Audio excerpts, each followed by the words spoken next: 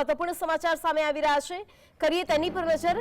રાજકોટમાં ડેન્ગ્યુથી વધુ એક મહિલાનો ભોગ લેવાયો છે। મહિલા ડેન્ગ્યુગ્રસ્ત થતા તે મોતને ભેટી છે। આશા વર્કર બહેનના મોત બાદ ગઈકાલે 28 વર્ષના મહિલાનું મોત નીપજ્યું છે। ડેન્ગ્યુગ્રસ્ત મહિલાનું મોત નીપજ્યું છે। ડેન્ગ્યુના સંખ્યાબંધ કેસ છતાં આરોગ્ય વિભાગ બહાના બતાવી સાચા આંકડા જાહેર ન કરતું હોવાનો પણ આક્ષેપ લાગ્યો છે। ડેન્ગ્યુના મચ્છરથી રક્ષણ માટે કોઈ નક્કર કાર્યવાહી આરોગ્ય વિભાગ દ્વારા ન કરવામાં આવતી હોવાના પણ આક્ષેપ લાગ્યા છે।